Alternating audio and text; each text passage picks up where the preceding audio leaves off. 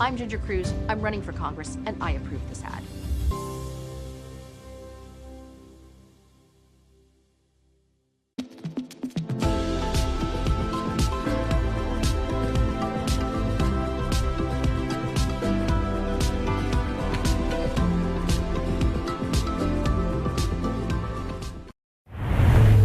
KUAM TV8, first on Guam.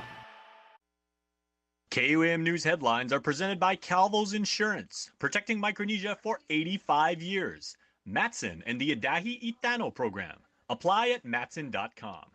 New Jeep Gladiators up to $7,000 off now at Cars Plus. Named the best vehicle for adventure in 2024. Get your Jeep Gladiator today at Cars Plus. McDonald's of Guam, I'm loving it. And King's Restaurant, serving your local breakfast, lunch, and dinner favorites for over 45 years.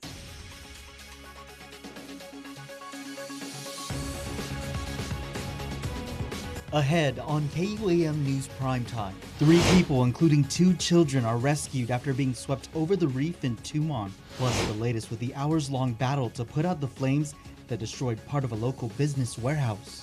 A mother of 2 who saved an injured airman lying in the middle of the road last month recognized with the AG's Good Samaritan Award. I'm Mitsuki Hirayama with the story coming up.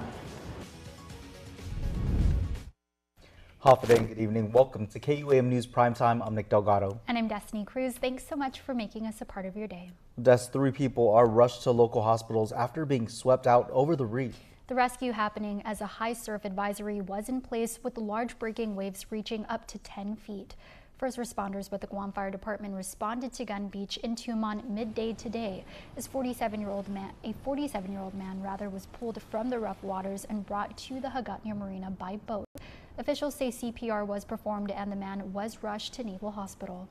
Additionally, a 10-year-old boy was pulled from the water by responders with the Navy's HSC-25 and taken to Naval Hospital. Authorities say a 12-year-old boy who suffered minor injuries was able to make it back to shore and taken to the Guam Memorial Hospital. Their conditions have not yet been released. The offices of Homeland Security and Civil Defense remind residents that inexperienced swimmers should remain out of the water due to the dangerous surf conditions.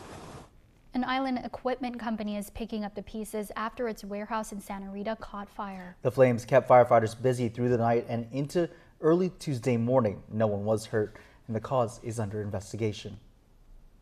For nearly 12 hours, firefighters with the Guam Fire Department and Naval Base Guam Federal Fire worked to put out the flames here at the Island Equipment Company warehouse in Santa Rita. The call coming in around 3 p.m. Monday. An employee noticed the smoke coming from one of the warehouse bays. The company then initiating its emergency response plan and evacuation.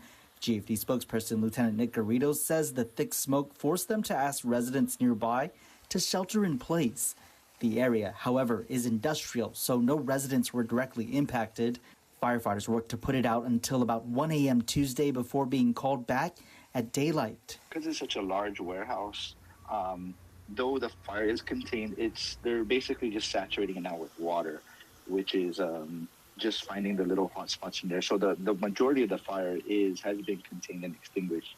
But as they start to move debris and other items that are contents of the structure, they're going to come across little areas of like what we call hot spots. The company website states it serves customers in energy, healthcare, commercial, and industrial markets with a unique portfolio of products and services, including industrial and medical gases, safety equipment, fire extinguisher services, and welding supplies.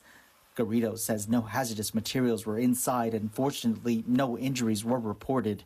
The cause, however, is under investigation. They were there throughout the night. They're going to conduct their assessment once, most likely tomorrow was when they already started their preliminary, but then they'll be able to go back in there tomorrow once all the hot spots have been contained. The company tells KUAM this portion of the warehouse is accessed solely for the removal or storage of materials and not a regularly manned area. In a statement, General Manager Selena Ashland says, at this time, we do not expect this incident to affect our operations or service to customers, although we will have adjusted hours of operations and are diligently working to resume normal hours very soon and look forward to continuing to meet our customers' needs. The company also expressing gratitude to their employees for their quick action and to all first responders on scene and to the Port Authority for the equipment support. The man indicted in the deadly stabbing of his cousin is set to have his day in court. Isaac Gurtamag appearing before Superior Court Judge Vernon Perez today. Trial is set to begin on November 6th. As KUAM reported, it was last December when the victim, identified as Mike Tintith, was found lifeless behind a home along Route 15 in Manila. Gurtamag allegedly telling police his cousin threatened to shoot him, adding he got a knife to defend himself. Investigators say the deadly stabbing was fueled by alcohol. Well, it's been about a month into the ongoing manhunt for two kidnapping suspects police say are armed and dangerous. Guam Police Department spokesperson Officer Berlin Savella tells KUAM that the case is open and leads are being followed up on. The two unidentified men are accused forcing a 27-year-old man into their car at gunpoint as he was walking along in NCS Dedido on August 22nd. A wanted person flyer shows the getaway car and an image of one suspect. Anyone with information is asked to call police or report it to Guam Crime Stoppers. A man is under arrest accused of repeatedly sexually molesting a girl known to him. 45-year-old Eric Matthew Cruz charged with second-degree criminal sexual conduct. Court documents state a 14-year-old girl told police the abuse started when she was 8 and it occurred multiple times until she was 11. Cruz is being held at the Department of Corrections prison.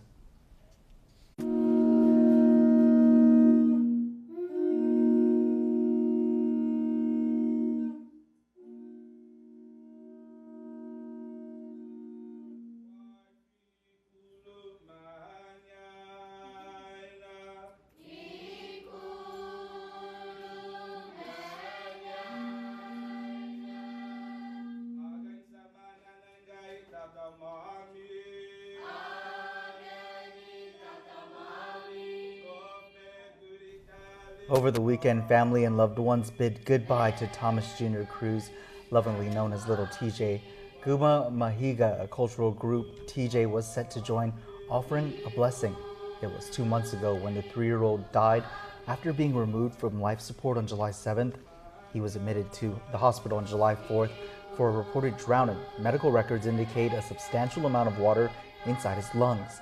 After his death in off-island, call to Guam police from Little TJ's grandmother, Rihanna Camacho, raised concern in the manner of how he drowned.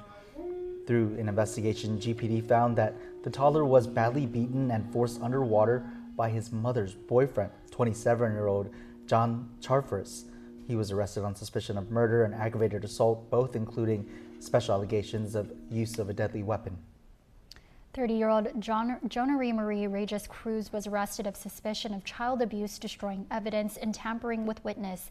Both remain behind bars at the Department of Corrections prison. Little TJ's biological father, Thomas J. Cruz, his 3 sisters and family thank everyone for their support and prayers during such a difficult time. Well, in other news, my motherly instincts just kicked in. That's what a mother of 2 who selflessly helped an injured service member laying face down on a busy road while others passed by him said, as she was recognized by the Attorney General's office for her good deed. Mitsuki Hirayama has the story.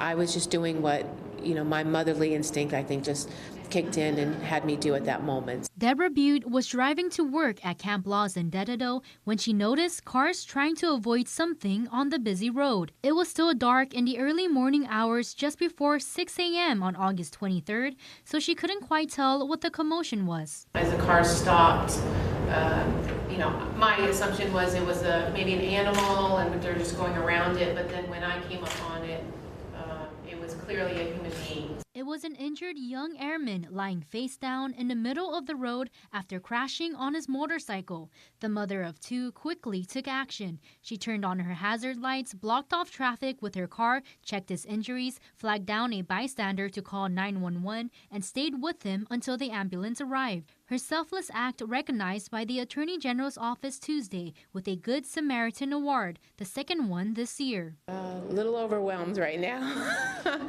but just grateful that the airman is safe and he is well and that nothing more serious happened to him. In a social media post, 36th Wing Commander Brigadier General Thomas Polensky says the service member crashed after a car cut him off. The driver fled from the scene. While the incident happened last month, Butte says it's still very fresh in her mind. She lost her nephew to a car accident just earlier this year. I have some other emotions going on because I had lost my nephew a few months ago. So it was just, they seem to be so close in age, which just kind of is emotional for me right now. She says she's thankful for being able to be in the right place at the right time for the young airman. Could have been my son, my child. Just thankful that he's good, he's safe. Her son Jackson and daughter Olivia certainly proud to have her as their role model. I am so happy she is my mommy. Matsuki Hirayama, KUAM News. A proud moment indeed. Good Definitely. job there. Up next, the latest with the opening of Guam's public schools. And we've got the list of which candidates are next on the hub. Keep it here. You're watching KUAM.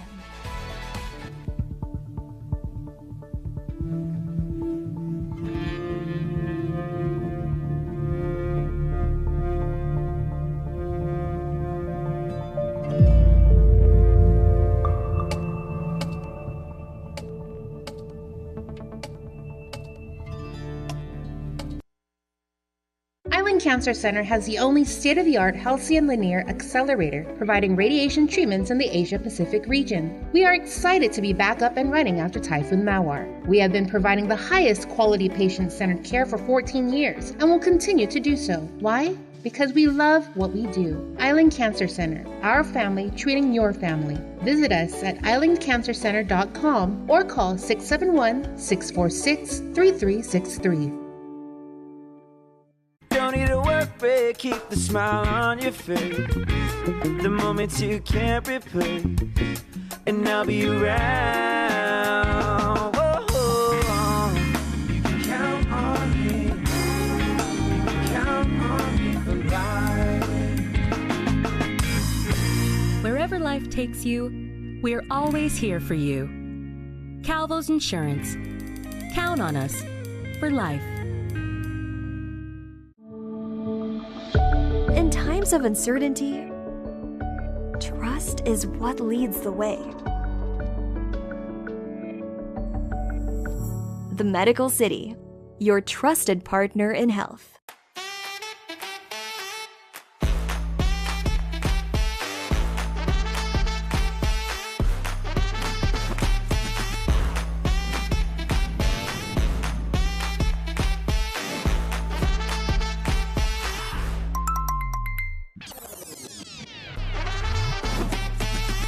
Find a plan that goes with your flow. Get unlimited local talk, text, and data at the most affordable rate with Unlimited Flow Postpaid. Welcome back to Primetime. Prisoner escapes, contraband, recruitment, and retention. Just some of the issues on the agenda for the Department of Corrections oversight hearing held Tuesday afternoon. In the hot seat, DOC officials were grilled by lawmakers. Committee Chair Senator Chris Barnett bringing up a story KUAM reported on last week regarding the death of a 55-year-old man, an inmate, while in DOC's custody on July 29th. Over a month later, the family is still seeking answers on the circumstances surrounding his death. Director Fred Berdalio provided some insight on the protocols. Once an inmate, let's say, collapses or we have an injury, and then we have to call for an ambulance, the watch commander contacts all the higher-ups from the warden, and they'll notify me. And what happens is when the individual is transported to the hospital by ambulance, we also, on our procedures, call the Guam Police Department in the event this might be criminal, so they can look at the scene of where the individual was at. So the Guam Police Department is contacted so they can get a case number and do their investigation. And KUAM will have more from the oversight hearing on Primetime tomorrow night. Meantime, the Guam Department of Education closing in on the finish line with only a few schools left to inspect. Its forward momentum keeping education officials confident that every school community will be back on their home campuses by the end of the month. Is the Guam Department of Education closer to having students back in the classroom? The goal was to do so by the end of September.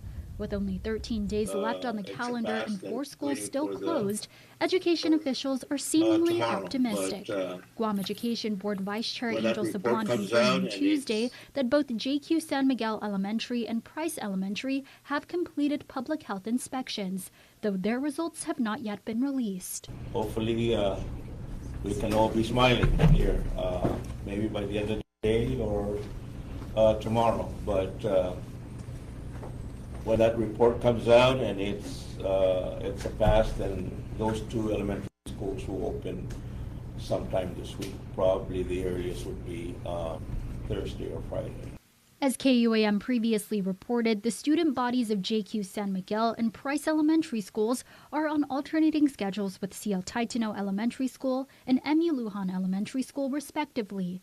As for Southern High School, GDOE Superintendent Dr. Kenneth Swanson says the home of the Dolphins is up for reinspection by the end of this week or by the top of next week at the latest. Meanwhile, more resources are being poured into campuses still needing extra TLC. We're shifting our maintenance resources to Intermohan Middle School and Chief Brody Elementary School to get those last two buildings brought up to standards so that they pass inspection and can be reopened. Come October, 4 schools, Agania Heights, CL Taitano, Lyndon B. Johnson, and Tamuning Elementary Schools are all up for re-inspections, which will kick off a new inspection pattern. Once those are done, we can start to build a schedule to do 1 or 2 schools a month for the foreseeable future. That schedule looks to come with its own set of challenges, according to the superintendent. He says he previously requested the legislature consider putting schools on a 2-year renewal cycle. So that we are not constantly doing all the intervention work that needs to be done without having enough resources then also to spend time doing normal maintenance that would keep us from ever going back to where we just dug out of. Meantime, the GEB also meeting this evening to discuss GDOE's budget allotment schedule and the superintendent's evaluation. Well, the CNMI's only inter-island airline Star Mariana is experiencing some turbulence in its ongoing dispute with the Commonwealth Ports Authority. Regional correspondent Tomas Manglotnio reports on a recent development that could cancel the only flight between Rota and Guam. There's more turbulence in the ongoing dispute between Star Marianas Air and the Commonwealth Ports Authority. In a letter to CPA Executive Director Leo Tudela, Star Marianas Chairman Robert Christian said that the only flight between Rota and Guam could be terminated if arrangements weren't made to staff the Rota airport with U.S. Customs and Border Patrol personnel. The airline notified CPA that it would no longer provide unreimbursed transportation for U.S. CBP officers on October 1st. The NMI's only inter-island airline flies as many as 10 flights a week between Rota and Guam. SMA President and Chief Pilot Sean Christian told KUAM that since Rota senators stopped reimbursing the airline 3 days per week in February 2023 while they covered the remaining weekdays, they've had to sacrifice one revenue seat round trip to bring an officer to the island to operate the Rota to Guam flights on their own. Sean Christian added that CBP claims they don't have a budget to staff Rota and require physical pre-departure screening of all passengers departing the CNMI to Guam. He noted before COVID, after Cape Air left, they allowed for virtual screening. SMA is seeking clarification on the CPA staffing plans for the Rota airport. KUAM has reached out to the Commonwealth Ports Authority and Rota Mayor's office for comment. Tomas Manglotnio, KUAM News. An update now to the story KUAM brought you last week about medical forms disseminated to officers within the Guam Police Department who are on profile.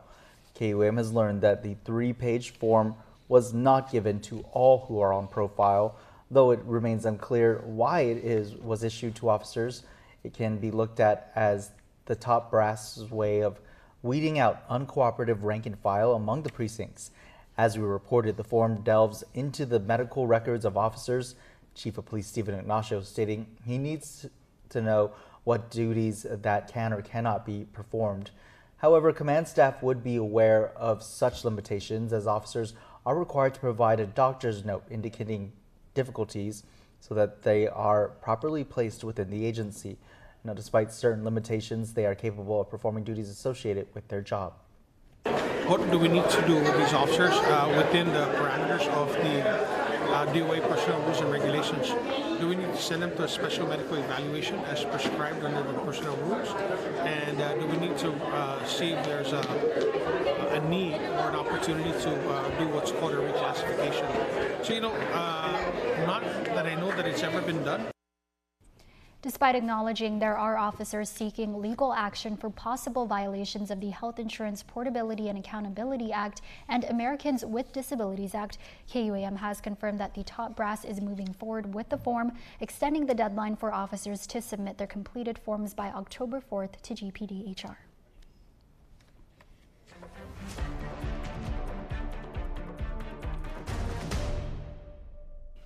KUAM is your election source for Decision 2024. And we've got another round of candidates set to appear this week on the Hub. Appearing in studio tomorrow is incumbent Mayor of Hoggett, Kevin Siswico, Dededo mayoral candidate Peter Benaventi, and incumbent Mayor of Gigo, Anthony Sanchez. The opponents in those races have since appeared on the Hub, and you can watch them now on KUAM News YouTube channel. Also joining us this week is the Santa Rita Sumai mayoral candidates Jana Luz Salvador and Del Alvarez Jr. A new episode of The Hub is set for tomorrow, September 18th at 6:30 p.m. following prime time.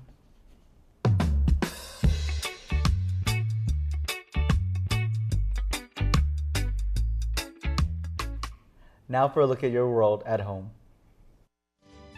Here's a view captured from Fort Soledad in the southern village of Humata. The cannon. Ooh. Boom.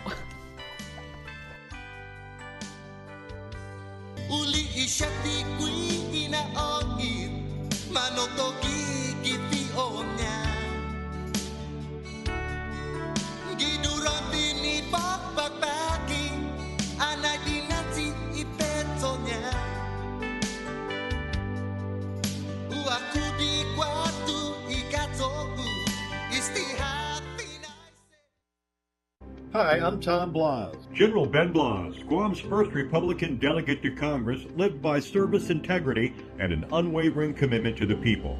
I know because he was my dad. As the son of Guam's first Chamorro general, I know what true leadership looks like, and that's why I'm supporting Ginger Cruz. My father carried out our island's banner wherever his service took him, always guided by his deep sense of obligation. From the battlefields of Vietnam to the halls of Congress, he fought for what was right for Guam, and Ginger is ready to do the same. Ginger has served our island and our nation with distinction. Her experience has prepared her to tackle the challenges and to build on the legacy my father and others left behind. Ginger Cruz represents a future where every voice is heard and where qualifications matter more than party labels. Ginger is the right person right now. I'm Ginger Cruz. I'm running for Congress, and I approve this ad.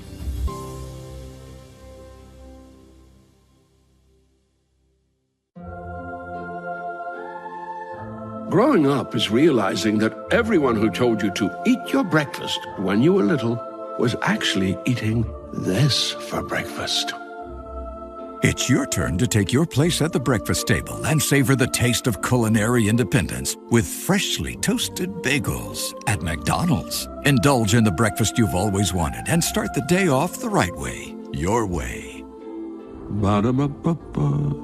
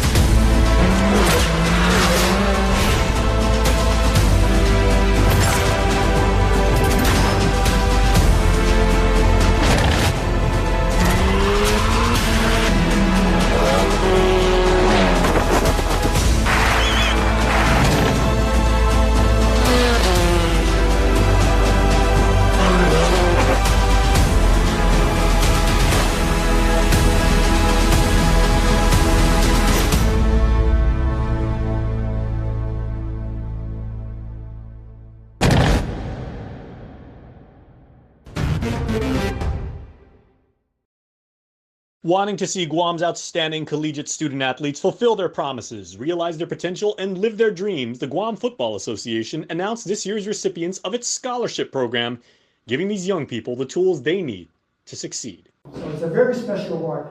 So we are happy to award several recipients of that award today. All told, 20 student athletes were awarded assistance for tuition, books, and other collegiate costs from 8 funds donated by partners and sponsors. I'm a sophomore and I'm majoring in chemistry and biology. One such outstanding player is Isabel Sunga. who competes at UOG for the Tritons and has aspirations to become a doctor. Well, this way I'm able, with the scholarship, I'm able to receive good medical care if I encounter any injury, and also for academically, I want to go to medical school, so this is going to help a lot. All of the recipients have demonstrated through their preparation and achievement that they're all proven winners on the pitch and in the classroom. I think you just gotta work hard and look for any opportunity they can, because the doors will open for them if they just keep trying.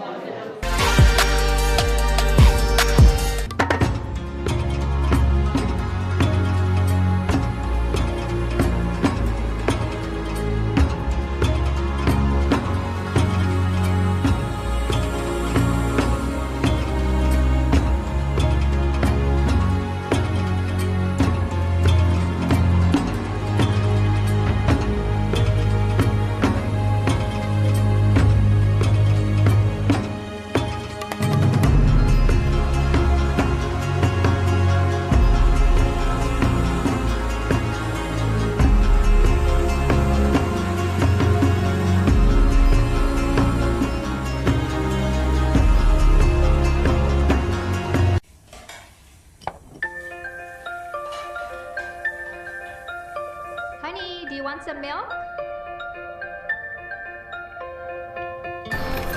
Do you ever wonder how your favorite products make their way into your local stores? Most arrive on state-of-the-art Matson vessels that transport containers of food, household items, equipment, and supplies into the islands every week. Because we know that you depend on us, we work closely with our partners to ensure that our shipments arrive on time, all the time, so you can find your favorite products when you need them. We transport the region's most precious cargo that supports successful businesses and promotes a better quality of life for our families. Matson is proud to have been the hometown shipping carrier for Guam, the CNMI, and Micronesia for the past 25 years, and you can count on us to be here for generations to come. In every generation, there are those who question the status quo. Questions like, why can't chicken be slow roasted? Why can't I have shredded purple cabbage? Why can't my quesadilla have cheese inside and out? And where's my avocado verde salsa? The new era of chicken is here to stay. The Cantina Chicken Menu. Only at Taco Bell. Vince Borja is a great candidate for senator. He's an MBA, a retired Army officer, an adjunct professor, and an entrepreneur. Vince is a leader who will use education to help our island combat poverty and drugs. It's time to change the majority in the legislature. It's time for positive change. It's time to bring back values. It's time for leaders like Vince Borja. So please vote Vince Borja for senator. No nonsense, no business. I'm Vince Borja and I approve this message. Giving Every Tuesday is brought to you by J. Goodman, a happiness company. As Islanders, we stand by our neighbors during good times and bad. It's our way.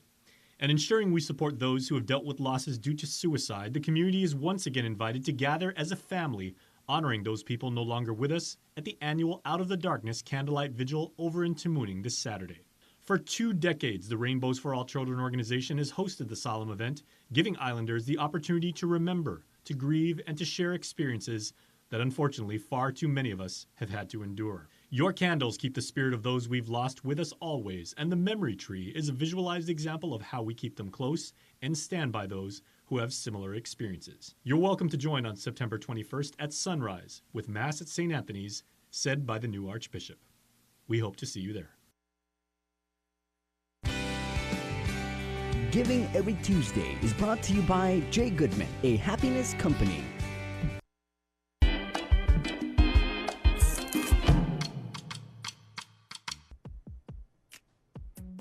All right, everybody, I love college football. Arizona State, man, we are undefeated 3-0. Horns up, baby. Man, we got good games on KUAM TV and on Peacock, so make sure to check our programming lineups. Watch college football all season long. We are undefeated as the Sun Devils, and you know what? You're going to be undefeated too when you head out to the wonderful events we have this weekend. 2 events. Throughout the island happening, the International Coastal Cleanup now in its 30th year. We are going to be all over the island making sure that we keep Guam beautiful. Make sure to check that out. That starts super early in the morning, and then head over starting at 10 a.m. to Ipao Beach for Sand Fest. We have experts coming from the mainland. They're going to show you how to use Guam sand to create amazing works of art.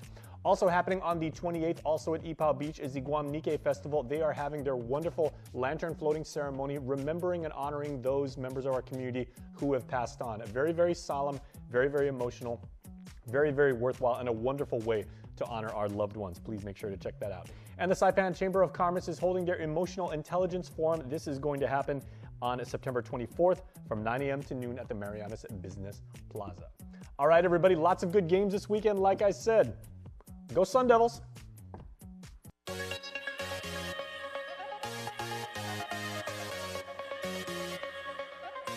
It's time now for birthday wishes. Here's your Cold Stone Creamery Birthday Club shoutout submitted on KUAM.com.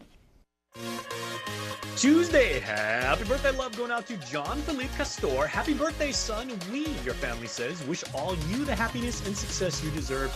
We are so proud of you. And they say, we love you. That's a great, great shout out. Good job, family. Joey T. Santiago, happy birthday to you, sir, and your family says, Dad, we wish you many years of good health and blessings coming from your very, very appreciating family. And Jada Rose Sablan Diego, wishing you a safe, happy, blessed birthday. We love you mucho. So John, Joey, and Jada, 3 J's on a Tuesday on the 17th of September, and it's your day, and we hope you have wonderful J-shaped birthday cakes today. Happy birthday to all of you celebrating out there today. A quick note from Guam Homeland Security officials late today confirming that the high surf advisory has been extended until 6 a.m. Wednesday. That's your primetime show. Thanks for watching. I'm Mick Delgado. And I'm Destiny Cruz. Have a great evening and stay beautiful.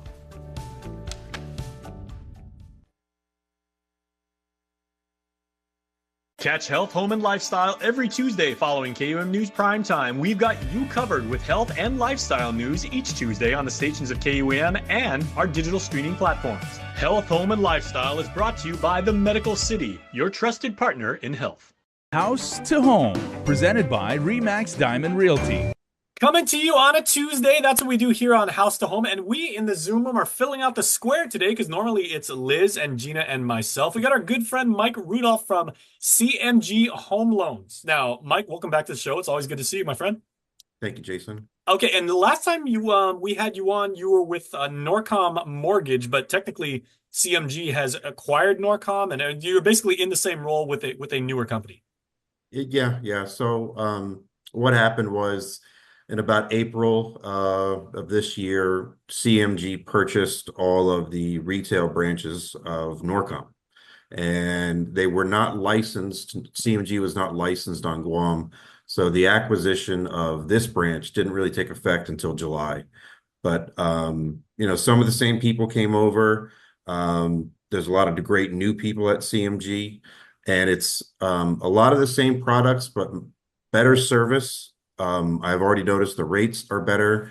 And I think that has to do with the size of CMG. They do about $20 billion a year in residential mortgage originations. That's top 15 in the country. So they are a very, very large company with a tremendous amount of support. And what's great is from every person that's involved in a loan or in the operation side, all they want to do is help every single customer every time, all the time. And they view the realtors as customers. They view the title company as customers, and of course the borrowers as customers. So everybody gets the same treatment that you would expect the actual, borrower to get. And it's really refreshing, and I'm really happy to be here. All right. Well, I really enjoy my friends succeeding. So congratulations to you, man. And it's a match made in heaven, because that's exactly what Liz and Gina do here on the show is truly customer service and matching people up. So absolutely. Gina, you wanted to bring on Mike because we kind of like name dropped him last week about some of the new opportunities and some of the lending options that people now have with the interest rate having dipped a little bit. Yeah, the interest rate dipped a little bit, and that's really spurred activity. But what I was excited about last week was I had a home that it's a fixer-upper. It was not typically financeable at the other lenders. And so, but I was the listing agent. I had it on the market. The home needed repairs in order for the home to be financeable. And typically the buyer has to be willing to do the work and put up the money up front, because my seller was selling it as is. And so that's the typical way you would do it. You know, if a buyer was interested enough and had money out of their pocket enough, then they could go in there and do the necessary work and then hope to get the financing. But what CMG offered, and we actually, after a year of being on the market, a lucky buyer was able to get their loan from CMG, which included having all the repairs done after closing, which was the important part to my seller. So my seller is super, super happy. It took him a year, but you know, he was fixated on his price. He wanted his price and he was willing to wait for it. And so we got both. We got a happy buyer that was able to do a great financing program with CMG. And we have a wonderfully happy seller. And of course, I'm happy because I sat there and got it done and waited with the seller. And the buyer now has the opportunity to own a home in a really great price range. And that was really the most important thing. My seller got the price range they wanted, but the buyer got an affordable home. And so we were hoping that Mike would give us a little bit of or push the program, because this gives buyers who don't want to be in that higher price range or cannot be in a higher price range, this gives them the opportunity to use this program and to acquire a home. Right. And Mike, every time you've come on the show, you've always been good enough to tell us that, you know, your previous company, and I would assume that carries over to the new ownership, is there are various loan products of which people may avail based on, you know, financial position, military service, first-time home buyer, a lot of that stuff. But you also have like a wide variety of things that people can take advantage of that they probably wouldn't otherwise consider. Right. So we do the VA loans, USDA loans, regular conventional loans. And like in this particular scenario that Gina was talking about, this was an FHA loan program, which falls under their Section 203, which is a renovation product. So you get money for the purchase and money for the renovations all at once at closing. And the repairs have, you know, typically, Gina's correct, repairs have to be done prior to closing. This particular program allows a borrower to get the funds at closing, and the check for the renovation is made payable to the owner, the new owner, and the contractor, and they get the work done within a relatively short amount of time. We're not talking, you know, 6 months. It's a little bit less. But it's a great way to, one, move real estate that's perfect for starter homes that would, you know, maybe not be able to be financeable because the seller doesn't want to do any upgrades. So you've just left with the pool of cash buyers. And it's a great way to give affordable housing options, more affordable housing options in a market where housing on Guam is not cheap. It holds steady.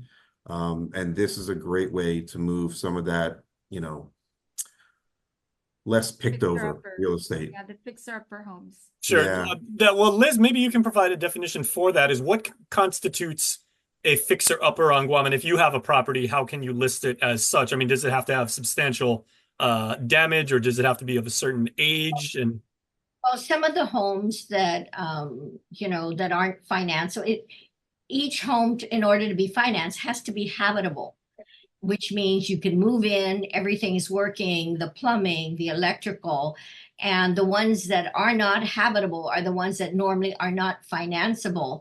But in this particular loan type, they package it so it so for example, you don't have a kitchen, and we've had a number of properties that had a kitchen, but it was outside the concrete structure. It was under a wooden structure, and then it was falling apart. They didn't have a real kitchen. It was more an outdoor kitchen. So this loan type will allow for renovation to either put in a real kitchen in the concrete structure or to extend it. So there are different things that they can do. And we're excited about it because, I mean, the last time I did this type loan was like 20 years ago. And that loan was allowable, and then they stopped. So this, I think we can start moving the fixer-uppers So again, if it's didn't have certain things like a bathroom or a kitchen, this type loan will allow for it. Introducing GTA Fiber. We're bringing our fiber connection from the neighborhood all the way to your home. Now you can get lightning fast speed of up to 1 gig and take your streaming, downloading, or gaming to the next level. Plus, you get our next-gen Plume Wi-Fi, so you can experience all that speed throughout your home. Built on Guam's most reliable network. Visit gta.net to see if fiber is available in your area. GTA Fiber. Nothing beats fiber. Get ready to soak up the savings this summer at Kmart. Since 1995, Kmart has been the ultimate summer destination for everything you need. From groceries to outdoor living to everyday fashions for the family, we've been there for you. 24 hours a day. Kmart is committed to saving you time and money by offering big international and American brands you know, at prices incredibly low. Whether you're finding the perfect shade for that summer glow in our beauty care aisles, firing up your summer cookouts from top brands like Weber and Kenmore, or gearing up for those outdoor camping and beach adventures, Kmart's your one-stop shop for an active, fun-filled summer. So, join the fun and soak up the savings. You'll find everything you need and more, only at Kmart, the ultimate shopping destination in Guam, where savings, quality, and summer fun meet under one roof. Kmart, your 24-hour superstore. Right, and Mike, we don't want to, by any means, frame fixer-uppers as, as damaged goods or buyer beware or anything like that. They're just a unique type of property that can still be very, very much moved. And as you said, you can save a lot of money. Oh, absolutely. So, I think in general, this specifically this property, I think it was the kitchen and the bathrooms that needed some help. There wasn't anything completely terribly wrong with the property. It was a little dated and it was a little worn, but the kitchen, not having certain items in the kitchen puts it in the category as uninhabitable. But with a modest investment, you make it habitable, and it's a great starter home, and it's just a great way to get people out of the rental market and into homes, because there's nothing that will help improve their finances and their home life than having their own castle. Well, now, Gina, having said that now, do you think this will stimulate the local market, both from the buyer and seller perspectives, to list such properties or to go around looking for them? Well, yes, sellers with fixer-uppers, they've been able to list the properties, but most of our market has been investors, cash buyers, investors who want to get in there. They pay cash because typically the lenders cannot finance a home that's not habitable. They can't give the loan. And so we ended up, normally we know our target market are investors with cash. So that what they would do is they would buy these fixer-upper homes. They would make the necessary renovations. But, any investor is looking for a good return. So they don't normally do the renovations minimal to make it habitable so they can keep the price range within a reasonable, affordable range. Their goal is to make money on the money that they just put in to purchase this property. I don't blame them for that. I'm just saying that that's an investor's goal, is to make a good return. So typically these fixer-uppers are fixed up, put back on the market, but then, it kind of kicks the buyer whose price range is probably under $350 or under $400, kicks them out of the ball game. Because, most of these homes are put back on the market at a higher price point. But now with this loan program, these buyers that are trying to save money, or maybe you can afford to pay $500,000, but you don't want to. You're trying to be conservative because you don't know what's going to happen in our marketplace. You don't know what's happening in the future, and you want to be conservative, or you just want to be conservative, period. And that's not a bad thing. So if you can take advantage of this particular loan, the FHA 203 at CMG, And then now you could look at those fixer-uppers that is in perhaps the right location for you, but not maybe the worst house in a good location for you. You pick that up. You already know what it's going to cost to do the renovation because you make the effort to bring a contractor to price it out. And maybe you have 60 to 90 days to do all the work and you move in and it'll feel like a brand new house. So this gives those buyers an opportunity to buy.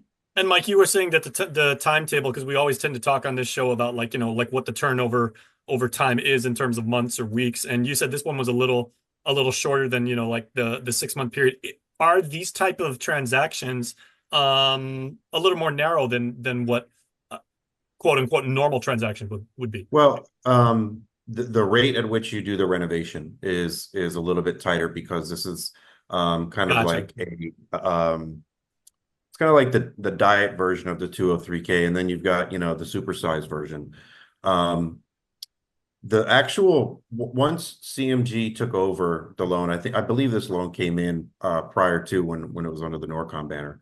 But once CMG came in, Gina, correct me if I'm wrong, but I believe we closed the loan within 60 days. And then now the buyer is, based upon the scope of work, he's probably going to have those renovations completed in about 2 months. Yes.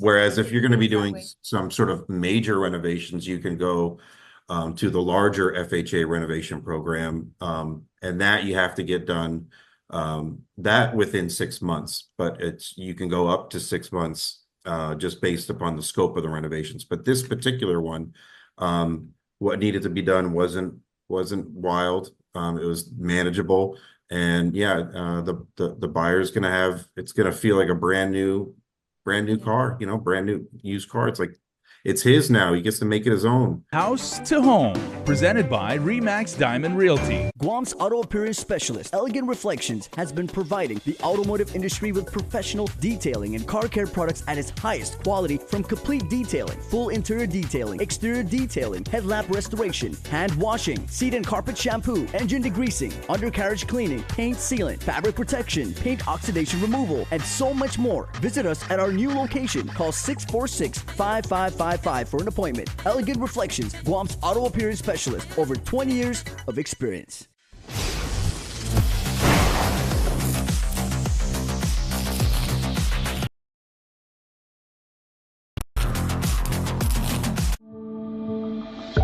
In times of uncertainty, trust is what leads the way. The Medical City, your trusted partner in health. Weekly Renewal is brought to you by Calvo Select Care. Half a day, I'm Claire Calvo bringing you your weekly renewal.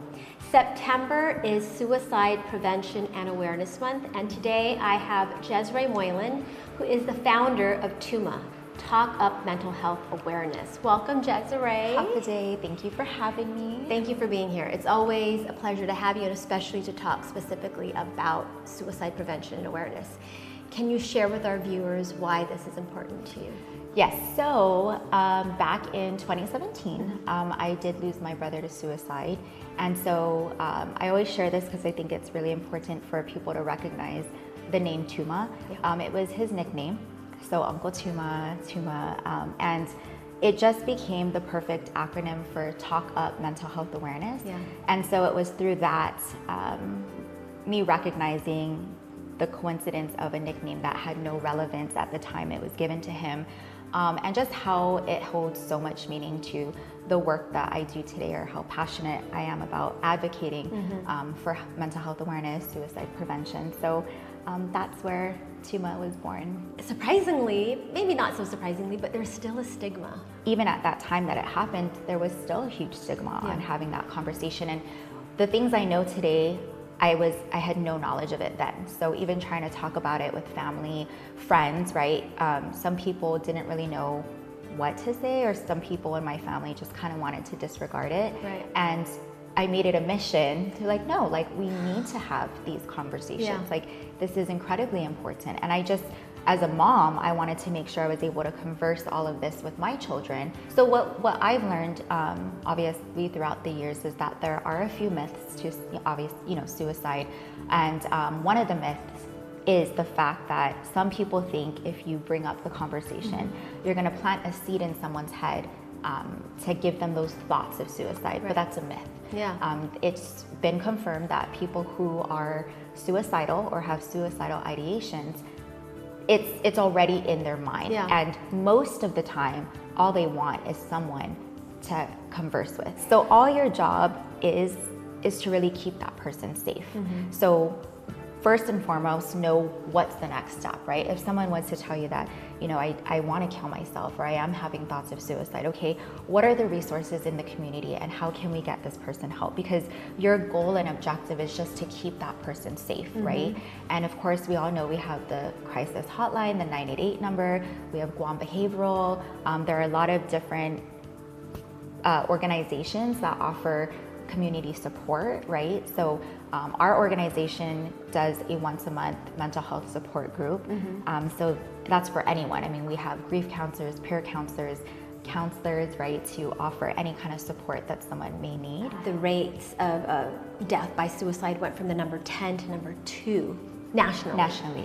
And I know on Guam, it's just as, if not even more. Yes. How can we as a community do better to bring the awareness and to bring those numbers down? I think the best thing we can do, like I said, is just to simply talk it up, you know, check in on people that you care about. And I don't mean check in as in view their social media. We lack the verbal communication today, and it's like, I just think that if we just remember that human connection and how important that connection is, it can go a long way. If anyone is wanting to reach out, what are some of the different resources we have on island? So I would suggest truly the best place to find all the local resources would be the KUAM Behavioral Health and Wellness social media accounts. They post the most up-to-date resources and events that are happening in the community. They work hand in hand with all of us smaller, you know, businesses and whatnot, but collectively we all help each other to do our part and play our roles. But of course, you know, 988 is the best number to recognize for anyone who may need any type of support right away. 24/7. 24/7. You can be completely anonymous, and yeah, I mean, the hotline works wonders, and it's full of skilled people that can assist right away for anybody who has it. And I know that there's a summit or something coming up, Ipanengan. Yes, this Thursday. This Thursday, that is UOG's annual suicide summit, 6 p.m. at the lecture hall, I believe, and it's free to the public. So I believe they're going to have a panel of different people who are able to answer any questions that people might have regarding suicide prevention and awareness. I always like to say that, you know, help is available and recovery is attainable, and that's exactly why hope exists. So. Amen. Thank you so much, Jess. Thank you. And thank you all. I'll see you next time on your Weekly Renewal. Weekly Renewal is brought to you by Calvo's Select Care.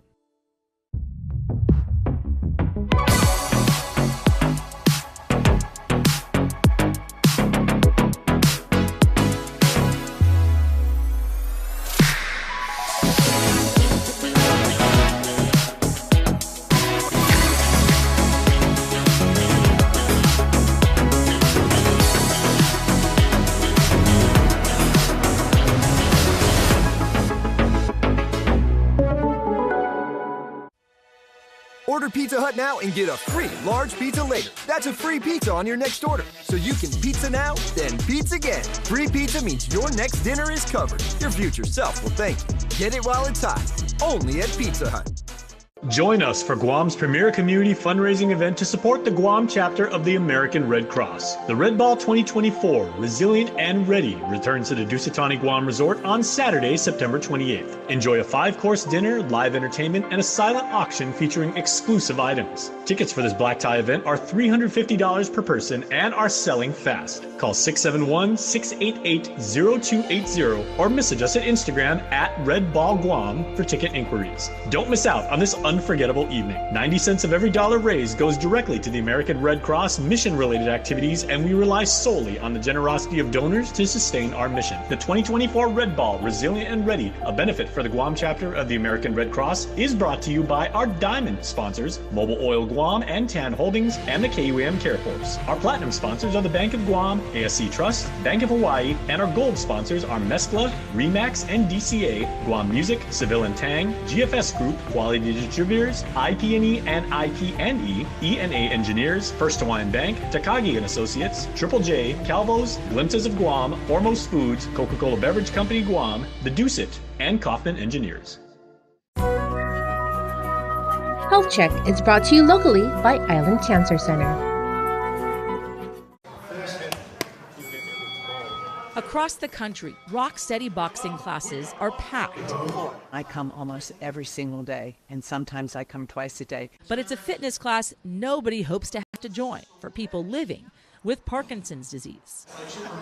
When the word got out about what we were doing, we had hundreds and hundreds of fighters. Parkinson's causes tremors and muscle stiffness. Many patients end up in wheelchairs.